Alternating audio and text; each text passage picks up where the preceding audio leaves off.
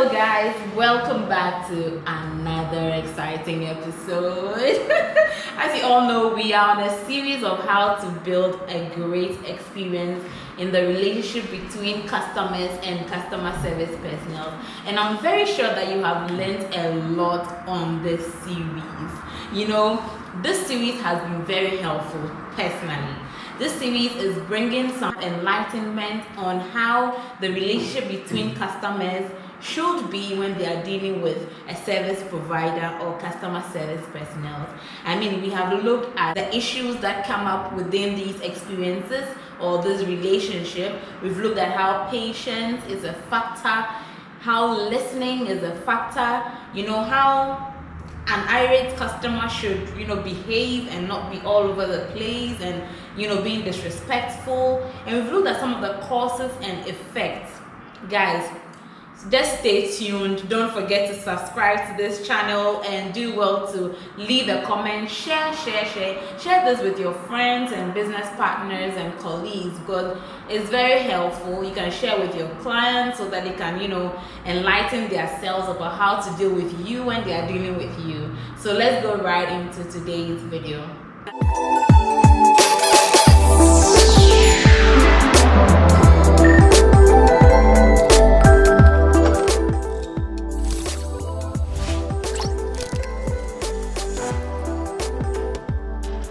Welcome back.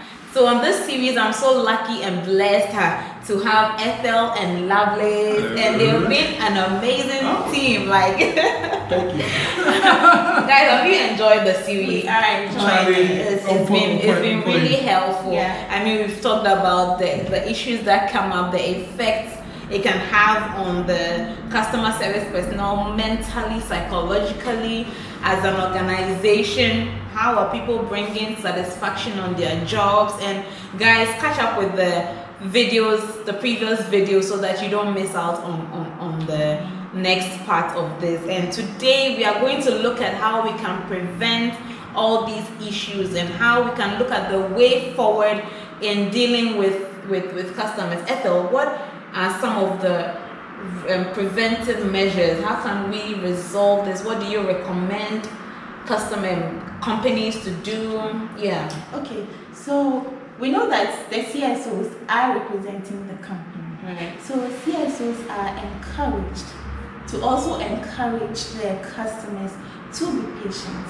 But it's not easy to just tell the customer or tell him to be patient when he's all angry and things are not going on well. Usually in that state, they rant. What I would tell CSOs to do is to, first of all, just keep quiet and listen to all their ranting. In the ranting, they will be telling you what their problem is. I've experienced it myself. So just keep quiet, listen to their rants, every question they ask, answer them. And when they are finally done, because it is so irritating when I'm angry and I'm speaking out my mind and you are interjecting, say, please calm down. Honestly, it is irritating. That's what makes them angry It makes them more angry. So just be patient and listen to their rants. When they are done, the best way to make them patient is to encourage them or assure them of your ability to solve their problem. Give them realistic timelines. If you can solve the problem in 48 hours, don't tell them in the next 2 hours. Tell them 48 hours and explain why it has to be 48 hours. Then they'll have patience for you. Exactly. So yes, let's encourage them to be patient, but know how to go about it. Otherwise, you blow up the issue. That reminds me of an experience I had with a customer, right? It was later that I actually understood what the customer wanted to do. So this customer had the intention of calling to blast whoever he was going to talk to. And unfortunately, it was me. Oh my God. But when he when he called and I picked up, and I was, I'm always warm when I'm speaking with you. So whether you're angry, those who have encountered me will know that I'm really warm. If you are angry, I'm listening to you. And after the guy ranted and everything, and I was like, I'm very sorry about it. Sometimes it's about how we go about it. Like you said, it's not about just telling the person to be patient. Yeah. It's about how to, empathize with them. I was like, oh, I'm very sorry about this. I'm so sorry. Like, I made him feel like Charlie, that is terrible. Yeah. That experience is terrible, but I understand you. Don't worry, I'm here to help you, and I'm going to get this done for you. I sense that calmness all of a sudden. So yeah, like Ethel said, we can let the customer be patient, but let's know how to go about it. Exactly. And for organizations in helping the customers be patient, right? Let's inculcate self-service tools where they can actually go to your website and do some things, 1 or 2 things, and then they can get it done. Don't make the whole process of using your service very complicated and all that. It makes people frustrated. And now that people are getting used to the technology and everything, let's make things simple to use and easy, and just with 3-button click, they are done, so that it doesn't make their life stressful. Yeah. So Lovelace, what other way do you think we can prevent this whole tension between customers? Okay, so personally, I'll come from the point of respect. I believe respect is not ordered, it's end. Great. Right? And I want to use an example of a friend of mine, right? Yeah, I met this friend, right? He doesn't take his mom for granted at all. At all. And one time I asked him why, he said his dad always told him to respect his mother, but if he doesn't know and he disrespects his wife, he would deal with him. And that stuck with him. Like his dad told him, like, if you don't know and disrespect my wife, I would deal with you. Wow. He took it seriously from the time he was a kid till he grew up. And you see, he respects, or he doesn't take the mouth lightly, not because of anything, but because someone he looks up to told him that, yo, if you do this, we are not on this page. Right. And I believe when it comes to that, in that stage, I see maybe the dad being like, let's say, the company in general or the management, like those who actually are the employees, and the children being like the CSOs, exactly. So what? No, the children being the clients, and the mother being the CSOs. Right. Now the management and the CSOs and staff are in a relationship, which are like they're on the same team. The client was birthed from the relationship because it's the company that actually got to the client. Exactly. Yeah. Now, when your clients begin to disrespect your team members, it is your position to actually tell them that no, this is an organization, we respect you, we actually want to do business with you. But if you disrespect one of us, you disrespect all of us. And I think if there is that unified frontal approach to the clients know that if I'm going to deal with company A, company B, I really have to put up my A game, because if I do it, I will not get lightly. And I believe there is high time actually started taking the bull by its horn. Because the clients, as much as, yes, the clients have options. If you look at it also as a business, you also have options. You can actually do business with you or not. Right? Yeah. And what actually makes us grow is not because of our plan, but because of how we do our business. People actually want to do that because they want to do that. So I believe we actually put that form of respect there. It actually emanates from the top and trickle down. And at least if the CSOs are there but feel that, they are being valued and respected, because even the top actually is pushing for them, they will also have, as I said, that passion to actually, because they know that they have their backs being watched from the top. And I think that's where I come from, respect. Yeah. But you know that some people really look down on customer service personnel. Thank you. I don't know why. You see, customer service personnel may not be just anybody there. It could be someone who has earned his master's. Yeah. Right? Someone who has had his degree. Yeah. And it wasn't easy getting there. It's not just an SSS leaver. Like, no. But people really look down on customer service personnel. Like, they think that your job is just to pick calls and talk, and that's it. But from my experience, right, I don't know about others, but from what I can say for the 3 of us here is that our jobs go beyond just picking a call and answering and listening to you. We are actually solving problems. We are taking the feedback from customers, giving that feedback in a report and giving it to management to change the way we do things, to change the strategy to meet the demands of customers. Exactly. So CSOs are not just people picking up calls and listening to you, but they're actually solving strategical problems and helping in the vision of the organization that they serve in.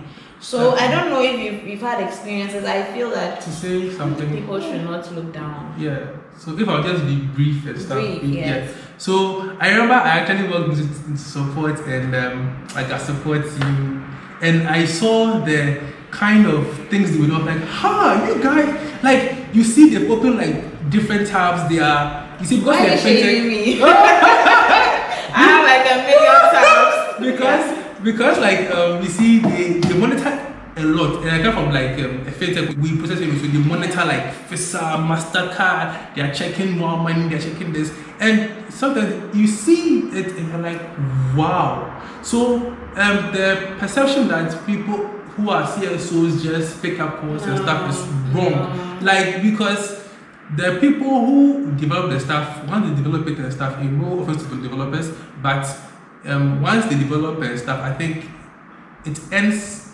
there in a sense.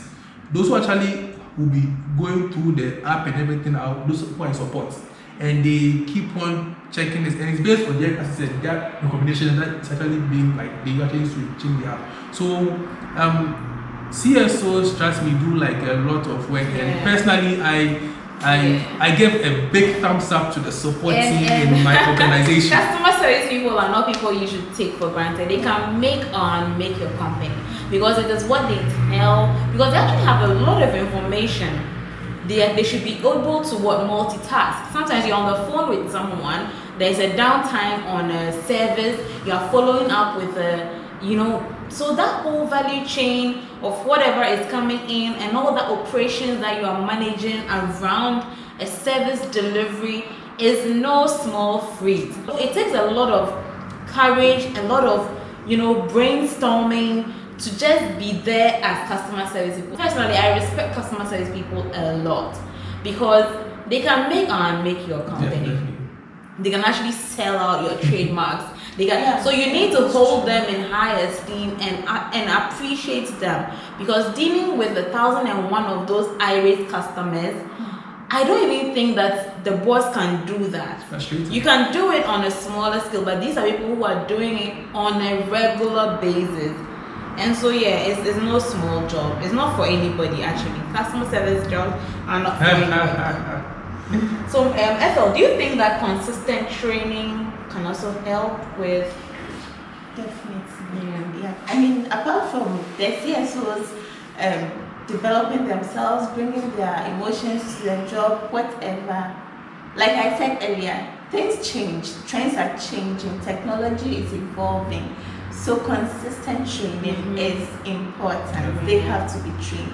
Maybe the technical team are developing a new product or app or something. They are using new technology. Before you bring it to the CSO to start servicing customers, definitely they need to be trained on it. Don't just dump it on them, attend to customers. No, they have to be trained. And also in the line of manufacturing, I think that whenever you are going to bring up a product, you let everybody on your team understand what the product is going to do. The people on the team also understand the benefits of the product, so that when they are going to sell the product to the end user, they know how to share the benefits of that product. Yes, and to add to what you just said, if it's possible, before a product is even developed or a service is brought about, if the CSOs can be brought on board, bring their minds, how do you think we should develop this product, what should be added to it, it makes them own the product when it comes. So they're in a better position to serve your customers. That's a very great point. Yeah. Lovely. I'm thinking, because customer service people deal with a lot of psychological, drainage. Do you think that a psychologist will be needed in our company? Maybe not just for CSO, maybe for finance, maybe for marketing. They need that. Do you think they need a psychology? A big fat yes, like big fat yes. In a sense that so in recent times there's been this campaign a lot about mental health and stuff, and before I used to like mental health. These people have begun their things. These DB kids, they started, they're all like this and that. But I think it took a personal experience, myself and with someone very close to me as well, and a couple of people, to see that this is actually something that's actually a cancer that's actually eaten, and people legitimately have mental health issues. And no, it's not just about being mad, but it's like it's whenever it's like how we define a disease. If the body is not in a perfect state of mind, it's a disease. That's the same with mental health. If you're actually in the right state of mind, is defined clinically as a mental health issue. So I believe as you deal with people are not robust. People cannot be as much as you think you know someone, they're not predictable. They might someone you think can do something but not do something, and vice versa. And when such things come up, it disrupts your line of thinking and thought. So I believe as we are in a position where we deal with people who are not predictable, we should actually put in place measures to actually mitigate such factors. And I think people who are professionals to actually handle such issues, from what I know, are psychologists. So I believe having one, if it is within your budget and within your maybe not to be in the organization, but occasionally a monthly fine, thing, a quarterly thing, fine. You can just vent out. I just wonder, like, vent out, like, tell her your problems. Maybe not even work related, but because you work, all the other things that you do can affect. Because if you're having issues at home, it can affect your job. If you're financially unstable, it can affect your job. So I mean, anything around your life, if you can talk to somebody, I mean that should help. Yeah. Do you have anything to say? Yes. To add to that, in my previous job, I mean, some of the experiences, you have customers actually calling to threaten your life. Wow. Yes. Wow. Threaten your life. Some say, "My Sama, Antoine," and all those things. And if you are not such a staunch Christian to know that this thing cannot have me, you begin to shiver. That is when the mental health thing comes in. We need it. It's important. Is that Antoine? Yeah. I remember that. So, do you think that companies or appreciate employees like regularly? Because I feel like that's also part of what brings the satisfaction on the job. I think it's a perspective point of view, in the sense that maybe management or top level can feel that they are appreciating, and frontline might also feel unappreciated and stuff. Like I do everything. Exactly. So I believe it's as I said, it's a point of view, and you actually find of actually aligning how both parties see. So if there's actually going to be a definite way of identifying appreciation of both parties, it should be something that both parties are going to be aware of. So some people like, and it's not just monetary wise. Yeah. Like as I think we had a discussion before this, and if you are not to a bank or any exactly. I think I was walking to one of these big shopping malls and stuff in the like around Nuba, and when you walk there, the first thing you see is employee of the exactly. But at least if me, I work there and I see my face there, I feel like Charlie. So sometimes it's not just about, as I said, monetary, because the money will just get finished, but putting measures together can actually make the person feel like, at least even if I know, like you can tell the employee that the thing you are doing, if you pick it up and do this, is going to help in this to help us achieve this. The person knows that and does that. If the person is appreciated for doing that, they all other things being equal will tend to actually put in more, because you know that at least I know that me putting this is achieving this in the long run. It's very important. We are doing okay, but as I said, there is more room for improvement, and I think we should also go back to our drawing boards, and maybe if you're a top manager here, you can find out genuinely from your front line. Like, ask them. Not necessarily call a meeting and like get conversation. what do you think we should do? Do you think we should do that? Do you think we should do this? What do you think? I would do better. At least this such personal interactions will actually give you so much insight into organization that you actually didn't know. Yeah, having retrospect. Like let them also be part of the company, of the vision. Let them bring up ideas. Not just about putting instructing them to do this, instructing else they won't think on their own, they won't think on their feet and all that. Ethel, any last words? Yes, so just to add to it, from my research, it confirmed what you just spoke about. You know, usually we think when we talk about motivation, people want more money, but my research revealed otherwise. Very few people wanted more money. Most of them said they wanted or needed recognition for the work they've done. Wow. They wanted to be given the chance to be innovative, not to be controlled about like robots, you know. So these are some of the things. It's not always about money. And actually, the more people get money, it gets to a point, money is no longer a satisfier at all. It goes beyond money. So yes, recognition, the chance to be innovative and the likes. Yes, to managers. Great. On that motivation note, I appreciate you guys all for tuning in for this series, and all too soon we are at the end of this series, and we've looked at the relationship between our customers and our customer service personnel, and how we can always try to delight our customers on both ends and our customer service personnel. We looked at issues that have been facing us on these particular journeys. We looked at patience, we looked at listening skills, we looked at customers telling you what to do and what not to do.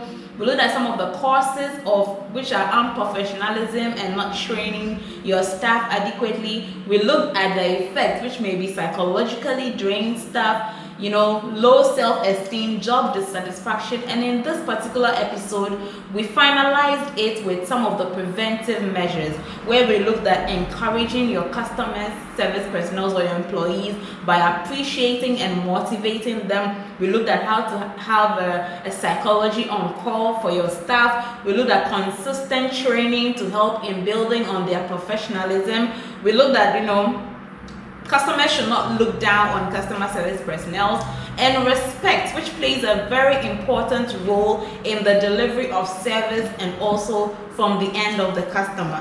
Finally, we said that we need to encourage customers to be patient, because yes, systems are systems and anything could go wrong in the line of service delivery. Guys, I appreciate you all so very much for tuning in again for this particular episode, and a big thank you to my guests Ethel, Dejo, and Lovelace Ankara. Guys, I'm so much thankful. Thank you for having us. Thank you for having us as well.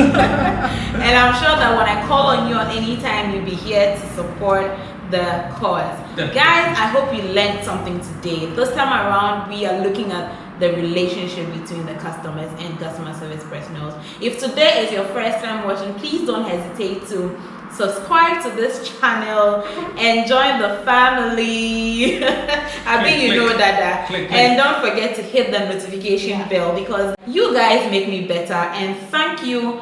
I love you all. Don't forget to keep being awesome. Bye. Bye.